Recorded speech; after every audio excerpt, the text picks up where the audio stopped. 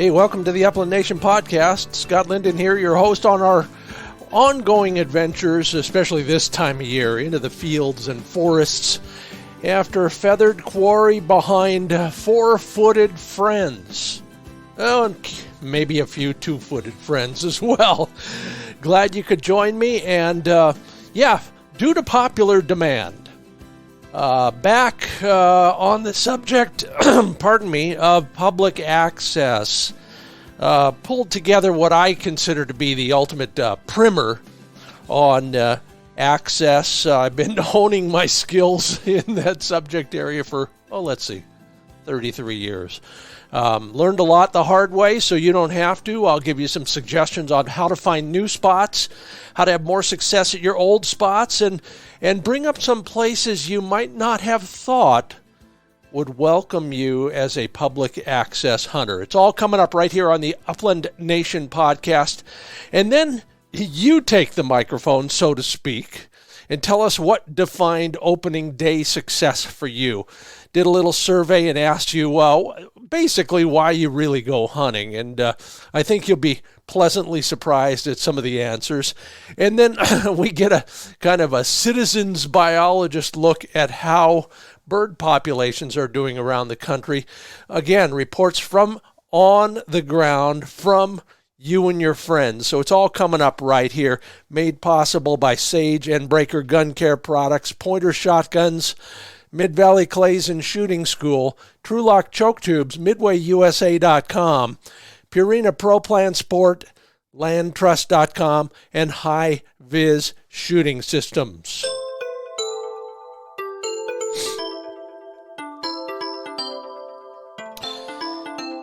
Well, speaking of public access, that is my agenda. In fact, I'm heading out again tomorrow for a place I've never been. It's only a 4 or 5 hour drive if I'm lucky, but still, one of those places actually, and this one is a double for me because it's also a spot that I want to fish at some point. So this will be a good scouting trip for me for fishing, but it'll also be, with luck, a good chukar hunting trip. Big River, I've talked about, especially chukars. You want to find them, find a big river, and then hunt all the draws going down to it. Well, I'll give you a full report when I get back on that. And thanks, Tom. Thanks, Mark, for both helping me out on this one. I don't know about you folks, but I'm big on this stuff.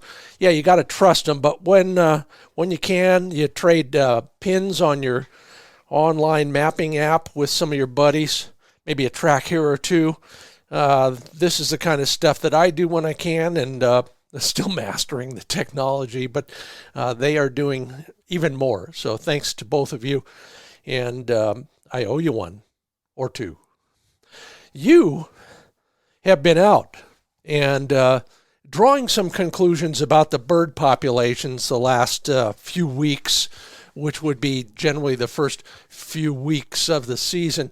Yeah, around here, at least personally, all the hoopla has been for naught when it comes to what the biologist told us versus what the on-the-ground reports are so far. But let's see what's going on in the rest of the country. Jake and Oatner says a New Hampshire grouse below average, but hey, found a few native quail, New Hampshire quail. When was the last time you heard those words all in the same sentence? Tyler Lee says the rough grouse are supposed to be up, but not in his experience. He went to a good sharptail spot. Yes, Tyler, don't forget to send me a pin. Lance Larson, desert quail, lots of big broods, and some young of the year so far. Merry Meeting Kennels, hey, good to hear from everybody up there in Maine. Very low numbers of grouse in Maine. Average woodcock numbers so far. Of course, that can change overnight, literally. Kevin McLaughlin, not seeing much in the way of good habitat, and that, of course, leads to pretty bad hunting in Oklahoma. Miles Burdett, give me your exact latitude and longitude because you tell us it's insane with birds everywhere. And then HRCH Wildfire Deacon, always excited about your experiences out there. Unfortunately, not much going on in Ohio these days besides released pheasants. A favorable winter, says Robert Murphy. Still hasn't, done much for any of the populations but the Canada geese. All right, I know Jay Lawners, you're just telling this because you don't want us there. He says Nebraska sucks unless you go west or way north. Yeah, we'll stay away from your secret spots, I promise. Jerry and Shannon Wilkerson say they have found a covey of quail, but no woodcock. There's, don't let it get you down. We're still early in the season. There's a lot out there. The last reports I got for chuckers out in the west, very strong. You've heard already a few good sharp tail reports. You know better than me. It's all about putting one foot in front of the other. That's how we find birds, whether there are a lot or not near as many. So good luck out there, and keep the reports coming in. We're brought to you in part by landtrust.com. This is exclusive private land access on a day-to-day basis. It's kind of like the VRBO of bird hunting. And they'll also help you with big game and fishing and a few other things as well. But for our purposes, great way to book a day on private, well-managed land. You can shop it without even joining, although the account is free. Go to landtrust.com, poke around, explore the opportunities state by state or bird species by bird species. I'm sure enjoying the heck out of my experiences there and looking forward to more of them, even this coming fishing season. Learn more at landtrust.com. And then once you get there, you want to shoot straight, so get yourself some HiViz sights. The website address, HiViz sights.com. See what you've been missing? Yeah, magnetic screw attach and plain old barrel sights that anybody can install. Yeah, I did. That's why they're original equipment. They work so well. That light pipe technology is fascinating, especially if you have real shooting issues like I do. You might be amazed at how, even when you don't aim your shotgun, a good sight in the right color, and these are interchangeable light pipes, a good sight in the right color will help you create that muzzle to target relationship that you need, even for shooting instinctive style. Learn more at HiVizSights.com.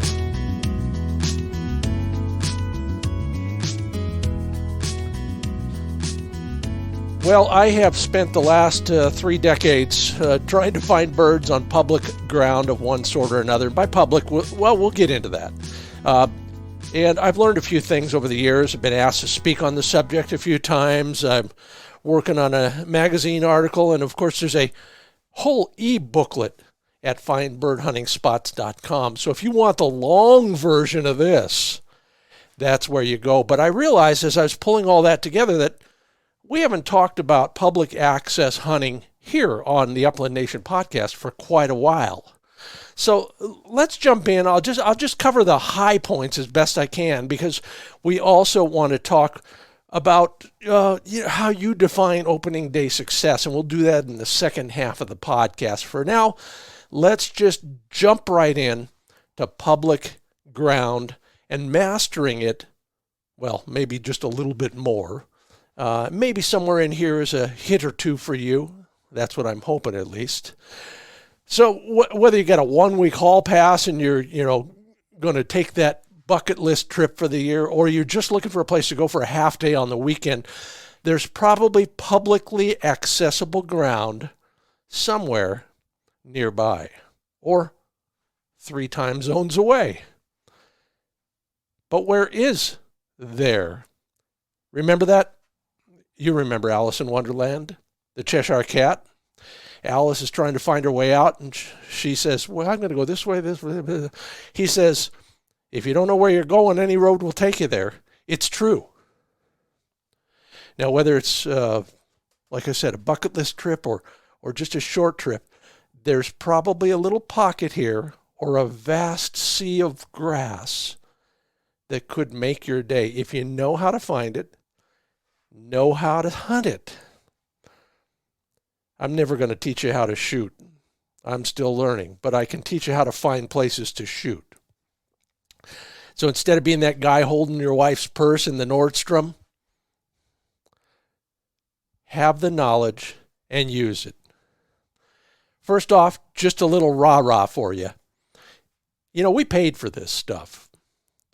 Whether it's a walk-in program that's privately owned ground that we have access to, the state bought that land access with our money. Public land is just what it is. The BLM or the Forest Service, a park district or a state wildlife agency manages that stuff on our behalf. We paid for it. And that's before you get into the wildlife refuges, wildlife production or wildlife management areas, Army Corps of Engineers, Bureau of Reclamation, the TVA, all those other agencies that are federal or state that we support with taxpayer dollars. Many of those places have opened that ground to hunting, among other things. Now here's one that I have always thought is underexploited. In many states, ground of one sort or another ends up in the hands of the state government that manages it in one way or another to fund schools. State school lands are what they're usually called. Those are quite often open. Some counties have grounds. There's state forests. There's national monuments sometimes. State parks, all are in that mix. And that doesn't count all the tribal lands, military bases, some timber company, paper company, mining company, oil and gas development, pipeline and electrical rights of way. Quite often, do your homework and you might find opportunity there as well. Perfect example. I was going from public access spot to public access spot, looking for a place that didn't have a car or truck or 3 or 4 of them in the little parking areas. If only to scout for the next day. This is in, where was this? South Dakota. Yeah. Well, at that point, Manny was my dog of the day, and he needed to take a leak, and I thought, well, hey, great idea. So we finally pulled into a little tiny, a little postage stamp sized parking area in a waterfowl production area that was empty. Beautiful day. I can understand that. We got out, we walked through the little stile and stretched our legs a little bit. But even I know that when you walk around in South Dakota, you bring a shotgun whenever you can. There was standing corn on 2 sides, just a vast sea of prairie grass in the middle. I didn't see a drop of water the whole time we were in there. But man, he did flush one. Yeah, my German wire-haired pointer flushed one sharptail. You never know. You never know. So let's get started. If you are looking for a new spot, my best piece of advice would be to cast your net far and wide and then let it sink really deep. Now, I surveyed you in the past, and you've talked about where you get your information for new hunting places. Most of you go to your friends, so do I. You go to the state wildlife agency, and then you go to that online mapping app. And that's the extent of it. And those are all good. I'm not criticizing those, but I spent a lot of time doing a lot of dang research in many subject areas. But what I've learned is if you look between the lines, if you poke into a nook or a cranny here and there on the internet especially, you never know what you might find.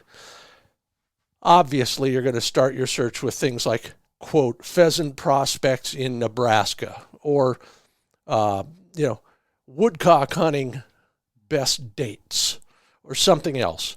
But also just throw in pheasant hunting, period, and see what gets up. Sometimes it's a little newspaper article with some mention of some place.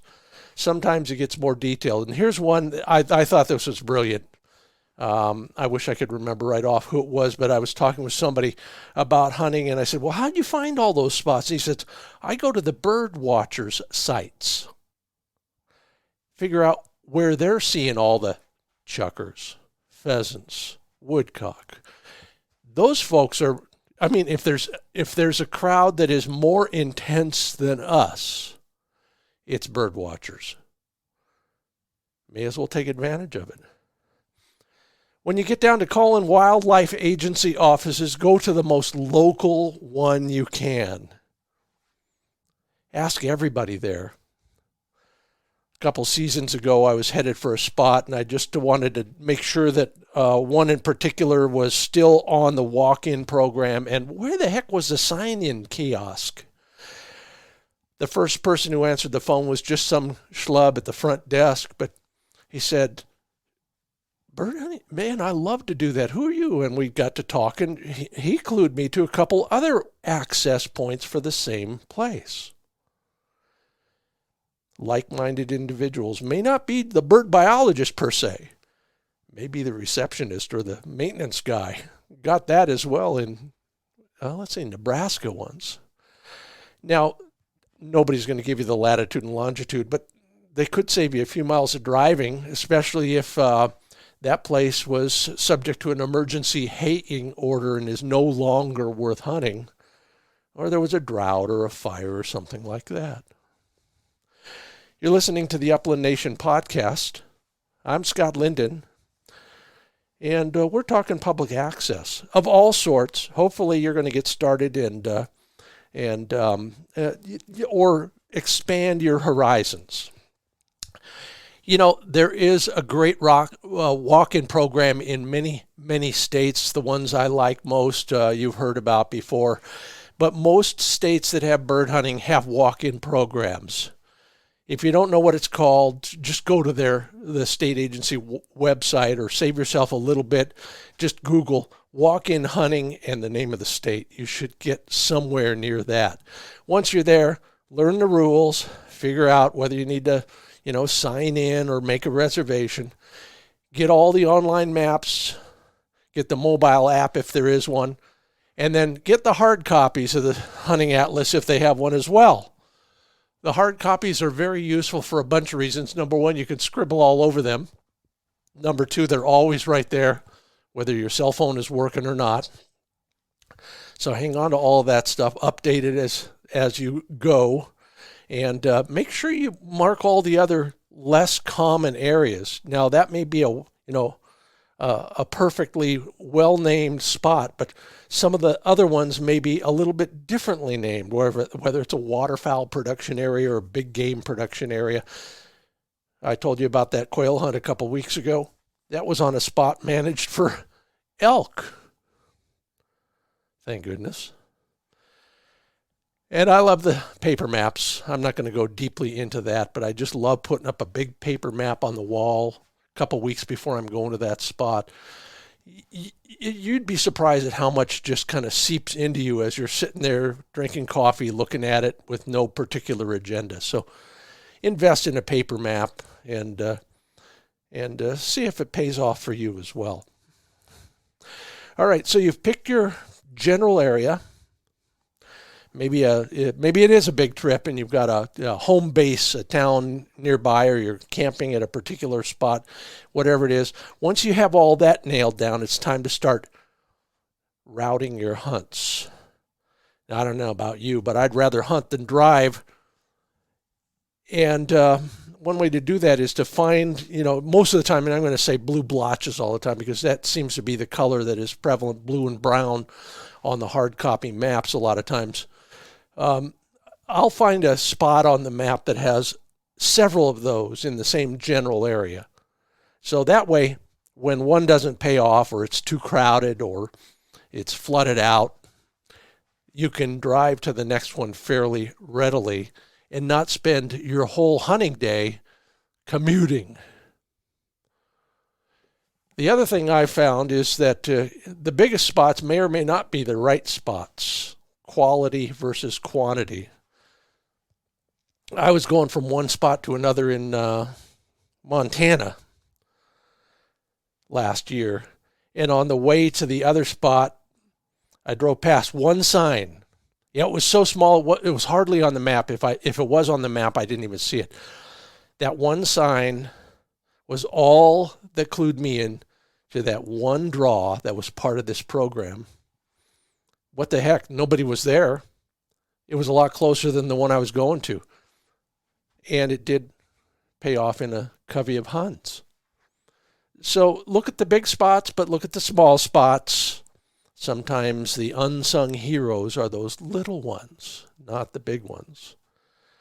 Likewise, if everybody knows about place A, maybe you should choose the runner-up in the Miss Universe pageant of public access. Yeah, go to the second best place instead of the one that was on the magazine cover. Most times, fewer hunters, better odds. Oh boy, let's see. So, you found your spot, you've laid out a route. All that is prelude to the most important part, and that's getting there. So, you've gotten to your home base. Reprovision, gas up, stop by the Visitors Bureau and ask, maybe for the third time, about public and private land open to hunting. They'll have the most current information, and a lot of them, especially in places like North Dakota, Kansas, South Dakota, might just have a little vest pocket list of landowners who are willing to let you hunt there.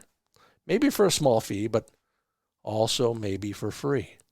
Hey, that's as public as it gets.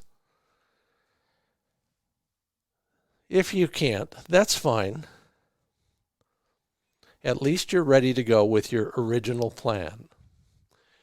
And remember, when you've laid out your route, I'll never forget this happening in Huron, South Dakota. You ever watched on television one of those, Formula One? Is it Formula One? Grand Prix, where the drivers are on the other side of the track, and at the signal, they all have to run to their car, get in, start it up, and then get out of there. Well, that was the hotel parking lot in Huron on opening weekend. And sure enough, everybody was going to the nearest public access. There was a great waterfowl production area not 4 or 5 miles west of town. Big one. But there was also a whole bunch of other public access. They have a lot of public access in Huron. I decided to go to the uppermost edge of the paper map because I didn't think anybody else would want to bother. Now, the other nice thing about going as far as you're willing to go is you can get up a little earlier and get there without traffic, without competition. Why not? Driving before shooting hours is a heck of a way to get farther away. Yeah, then you can work in toward town. So your last hunt of the day is only 15 minutes from happy hour. Yeah, I know. Near and dear to my heart as well. Yeah, human nature is to drive as little as possible. Get out, slam the door, turn the dogs loose, and load up. Go farther. That'll be a common refrain, a motif, as they say in the music world. I'll talk about that in other respects later on.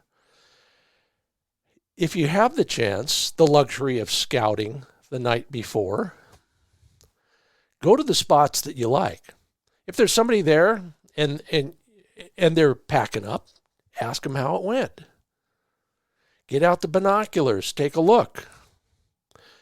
If on the map there's a straight edge, ruler straight edge somewhere, that's probably the border between public and private and cropland and edges. Enough said. worked for me. I was actually out scouting because of the gale force winds. Didn't think it would be worthwhile. But I passed another spot that had a stand of coniferous trees. I don't remember what they were. This is in a place I'd never been before, and they were kind of funny looking, but it was a big line of them. And sure enough, it was, for all intents and purposes, a windbreak. And even better, when we got out there, there was a big square dike. It must have held water at some point. That dike was maybe 10, 12 feet high, and inside, no water left, but a whole stand of cattails. So you got the windbreak, you got the dike. The gale force wind is down to a puff, a gentle puff inside there. And sure enough, Manny found not one, but a pair of ringnecks. Hit the point. The only reason I knew he was on point is because my GPS collar told me. Kind of wandered in that direction, inhaling all that cattail fluff. Probably shot the only double on pheasants I've ever shot. So look for the small spots. Do your scouting. Learn what you can before you actually go out and load up. Keep an open mind. That place you drove past might be the right place. Okay, then feed the dogs, have a beer, go to bed early, because tomorrow we hunt. And in this case, that'll be the second half of the podcast. So hold tight, a couple commercial announcements here, and then we'll be back to public access. And then we're going to talk about how you define opening day success. It's all brought to you by Purina Pro Plan Sport. Learn about, in fact, I was just shopping there. I'm looking for some variety. ProPlansport.com is where you kind of look at all the formulations they have for working dogs like yours and mine. Only one brand fuels the most sporting dog champions, and that's Pro Plan Sport. For Flick right now, it's all about fat and fatty acids. Omega-3 fatty acids are a primary component in Pro Plan Sport. And then he's getting on in age, 6. I don't want to call him a senior dog yet, but technically I think he is. That glucosamine will help support his joint health. And that really helps on day 2, 3, and 4 of a hunt. So learn more about what's in it and why it is so good for your dog too at ProPlansport.com.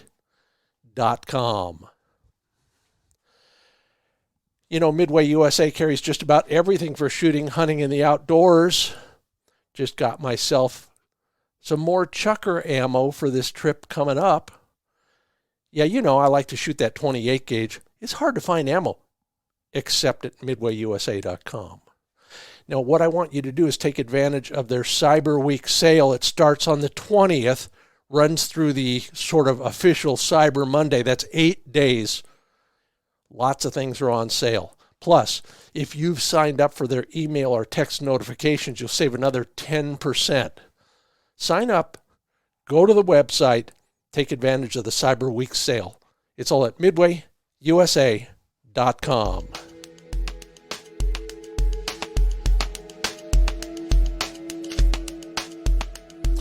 And welcome back to the Upland Nation podcast. Scott Linden here, trying to put into intelligible form many of the lessons I learned about public access, and maybe some of them will help you. Maybe there's just a nugget in here or a gem there that you slap your forehead and wonder, why didn't I think of that? Well, I probably figured it out after learning it the hard way.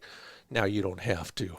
And don't forget, we're still going to talk about your opening day success, how you define it. So all that coming up. But first, here we are, your first day at that new public access spot, or spots, because we've talked about that. First thing you ought to do is hold on. Stop. Leave the dog in the crate. Have another cup of coffee in the parking area. Get there early enough to be able to do that. Take a look at your map. Make sure you're in the right spot. If there are signs up there, all the better. But you don't want to be parked in the spot that is the local sheriff deputy's trespassing citation honey hole. Seen it happen. Now, if you're not there first, or, well, even if you are, figure out where the other folks are going to go or have gone if you slept late. Go the other way. Not only is it considerate, but it might be strategic. Maybe they'll push birds your way or squeeze them to the middle because they're walking around the outside. Go where the other folks don't want to go. Except when there's no one there yet. Hunt the easy stuff before everybody else does. Maybe you hunt it on your way to the hard stuff or the far stuff. But remember, we're not on a Navy SEAL Hell Week test. We're here to hunt. So if no one's there yet, hunt your way to the far ground. And then on the way back, ditto. After somebody else has pressured the area, the birds will often go to the only spots left, the places nobody bothers with. So if you can figure that out, and it'll depend on the terrain and maybe even the weather. Yeah, the weather too, like that dike in the wind. Go there. And as I've said before, thank you, Ben Warner, Sergeant Ben, for reminding me that quite often the best hunting is just another mile up that draw or deeper down into a valley where all the critters have gone because no hunters will go there. Till you get there, that is. Now, I own a wire hair, so pardon me for liking the ugly stuff. But that's also worth taking a look at. Even in the worst looking habitat, there are pockets that might be really comfortable for one ringneck or a single valley quail covey. Take a look at those. Be strategic. You never know, especially if the birds have been pressured. Perfect example. One of my favorite spots was ravaged by a brush fire 4 or 5 years ago. And of course, I just gave up on it. But earlier in this season, I was out in that general area and I slowed down and so I hit the brakes, drove up the road just a bit to the bottom of that draw. And if you stood in the right spot and held your mouth correctly, you could see a little patch of green way up in that draw. It was the only one in that whole black lunar landscape that was still all that was left of the fire. So I thought, okay, I know that country a little bit. I'll aim for that. And sure enough, we did. But, you know, the funny part was we didn't even have to walk that far. Once you got over that first hump, I realized the entire riparian area was still green. Guess where all the birds were? Yeah, in the dry weather, they had water periodically. At certain time of year, they had the only green that they could eat was right there.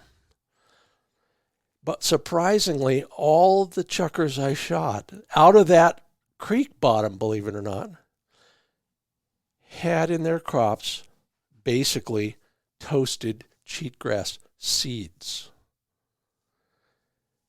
So be optimistic when you can. You never know how it might pay off. Well, that's kind of the gist of it for me. I know I'm trying to be a little bit encouraging. That's my job, and I hope you appreciate it. Maybe you picked up something there. I got a few more quick tips that I'd like to share with you that have worked for me over the years. And, you know, whether it's out of desperation or just part of your master plan, you might insert some of these as well. So first on the list, go later in the day, later in the season. Just got a great report from my friends at Huron, South Dakota again. They do their Ringneck Festival this time of year for a reason. Yeah. Later in the day, most guys are back to camp or back to the local tavern, that golden hour or two. the birds are feeding or they're heading back to their roosts. Now be cognizant of the need for covey birds to get back and assemble, but there still is a golden hour or two that you can probably devote some time to. Remember that most public access ground is open to everybody else as well. Sometimes it's, a grazing lease or a bird watcher, or there's some hikers coming through. Try and get along with everybody if you can. Most of them are just glad to have company out there, and most of them share your values too. Don't forget, a lot of these walk-in areas require some sort of a sign-in process, maybe even a reservation or a phone call. Sometimes that's marked on your online app. Sometimes it's in the hunting atlas. Sometimes you just got to drive around and find the dang thing. If you're willing, and your shotgun is too, go when the weather sucks. Nobody else will. If you're a member, or even if you're not, join up first and then check with your local chapter and the national conservation group. Quite often they have programs and on-the-ground projects. I was near Lewistown, Montana once and saw a big spot up there. I'd heard about it, read about it, finally got up there. By the way, good job everybody who worked on that project. And finally, be nice, be open-minded. You never know where that will lead you. Sometimes it's new bits of public access land. Sometimes it's a landowner who will open his place to you. We're so lucky. If you are nice, considerate, thoughtful, open-minded, so is everybody else. And that'll pay off when you're struggling with that flat tire on the side of that rural road, among other things. Yeah, way back in the day, and when I was a public school band director, I put this up in my band room. The mayor of Las Vegas said, "Our city's reputation depends on you, me, and us." I bet he was a hunter. Well, you know most of the other rules. I'm not going to go over how to behave in rural America, which is where most of this public access ground will be. But treat others as you'd like them to treat you. That's way back.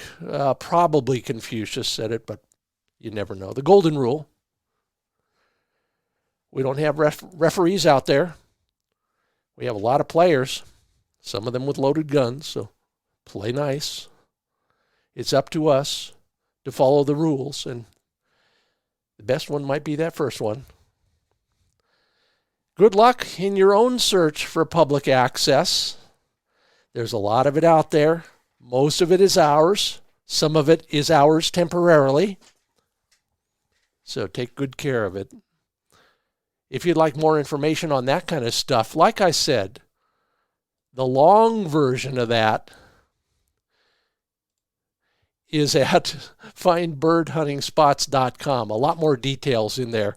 I'd love to have you go. I think it costs you $1.50 to get the e-booklet, 7,000 words and about 40 different public access tips. End of promotion. Next on the agenda, we're going to talk about how you define success for opening day. First, a quick word from PointerShotguns.com. There's nothing worse than a trigger click and no boom. That's why all of their shotguns come with a 7-year warranty. Whatever you're looking for, they've got one. Side-by-sides, over and unders, semi-automatics. They're all there at PointerShotguns.com. And if you are a fashion plate and you're looking for something with an interesting color combination, from case coloring to shiny nickel to bluing of all sorts, and Cerakote colors, green, bronze, and gray, side-by-side starting at $7.59 suggested retail. Find your nearest retailer and go to town on PointerShotguns.com. Put your wish list together and and then send it off to Santa Claus. So I'm always curious to know how you're doing, and hopefully you're sharing your best life ever with us. When I asked you all on social media how you defined your opening day success, I got some great, maybe lessons for the rest of us, some philosophy. Let's share some of those thoughts. Mark David has got it figured out. Let's start with his. He says the best thing about opening day is just getting out. I actually like mid-season best. There's less people, but getting out. Whew. Yeah, shake off the dust and enjoy yourself. Jim Crane doesn't care about limits. Hey, who does? It's all about, hey, what Michael Eden says. Watching the dogs work in the field, getting solid points and flushes. I hope not from the same dog, Michael. 2 years ago, we were averaging 7 hens to 1 rooster, but worth it. Other times covering 5 miles for 1 rooster on public property. Love this. The best feeling is tired dogs that are running in their sleep, dreaming about the ones that got away. I was woken up to that last night. Thank you. Great way to look at things. Flicky's he's doing great. Okay. John Simon, spending time in gorgeous cover, watching the dog do what comes naturally, seeing them figure things out. I love that idea. Yeah. See the light bulb go off over their head. Robert Van Hoo says, not working. And being out with the people I love. Yeah, both good. Jake and Oatner, you've always got a different take on things, and I love it. He says, a limit of pheasants for everyone I'm hunting with. You notice he didn't say for me. Me. Jay, I'd hunt with you any day. I'd ask you to back me up on every shot, though. Lon Baugh says, seeing my dog do what she was born to do, can't complain. Same from Feathered Tails and Wings, a happy performance from the dog. You ever think about your dog being happy? I do all the time. You know what it's like. They can't smile. The veterinarians say the anatomy is not there to smile, but we know when they're happy. That's why we go. Larry Scott watching his dog work, the excitement that he has. The birds are a gift. Lots of people love it.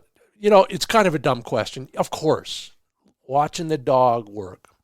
David Klopp says a steady point, and then the classic Pro Guide said this years ago to me, and David said it too. A safe day.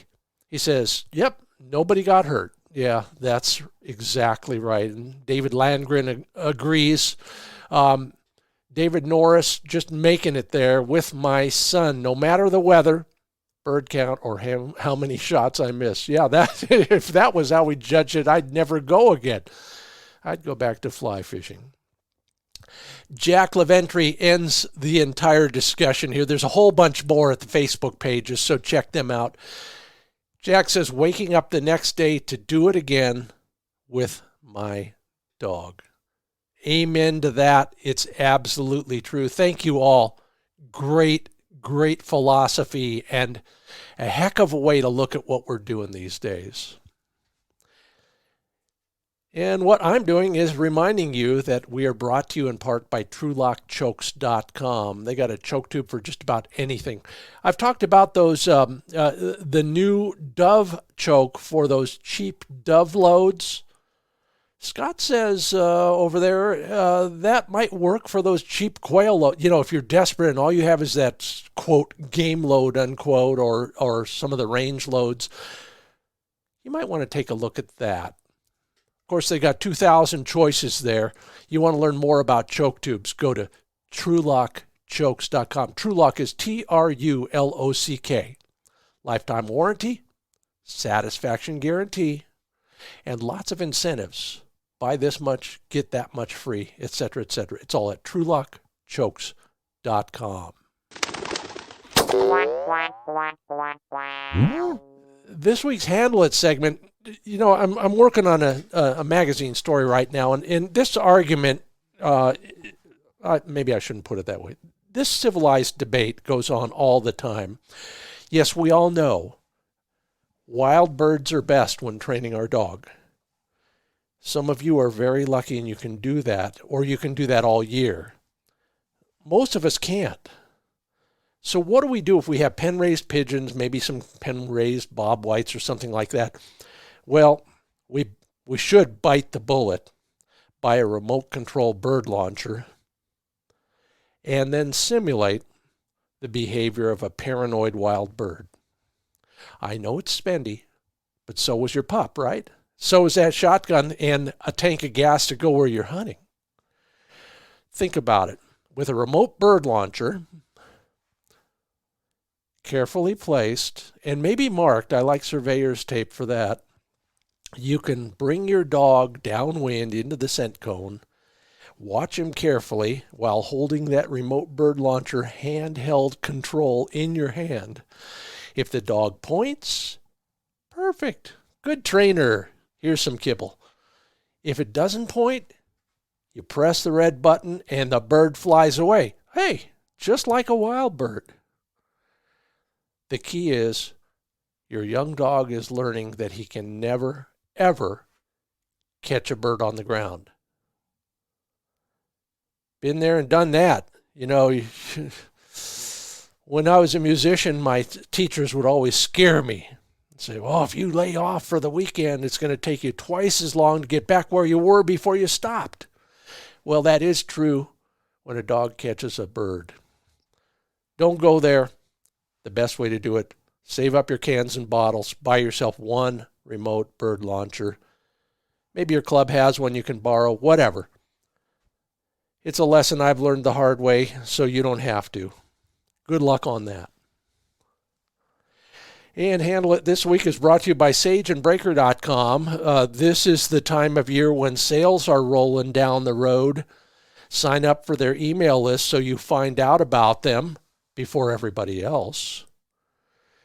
New products as well. Some new stuff coming down the pipe, from a new cleaning system to a scoped rifle case, and more of those range bags. Go to sageandbreaker.com and sign up for the mailing list today. And if you're in the Willamette Valley of Oregon or you're passing through, go to midvalleyclays.com. Schedule yourself a lesson with one of the instructors who's also a bird hunter. Now, Vandy or Dave or any of the other crew there will look at you and figure out what you're doing, and they'll take the most important thing and have you work on that. And your next hunting trip will be a lot more fun. You might just actually put another bird in the bag. Now, with me, it was all about timing, if you will. When I pull the trigger, when the gun comes up to my shoulder and my face. Vandy, thank you again for that. It does work when I remember it. If you want to learn how to shoot better, go to midvalleyclays.com. Sign up for a lesson. And speaking of shouts, here's my shout out to all of you who've probably helped me with virtually everything I talked about today. Thank you so much. Appreciate your reviews, your ratings, all your social media comments. Appreciate the support of all of our sponsors, Sage and Breaker, Pointer Shotguns, Purina, ProPlan Sport, Mid-Valley Clays and Shooting School, TrulockChokes Tubes, MidwayUSA.com, and LandTrust.com. If you want more information on all of the subjects we talked about today, social media is a good place. Find birdhuntingspots.com is a good place. That's where you get the full-length version of my public access primer. It's all right there. Just go to the site. It'll direct you right to it. Until then, I hope to hear a great hunting story from you and hopefully see you in the field. I'm Scott Linden. Thanks for listening to the Upland Nation Podcast.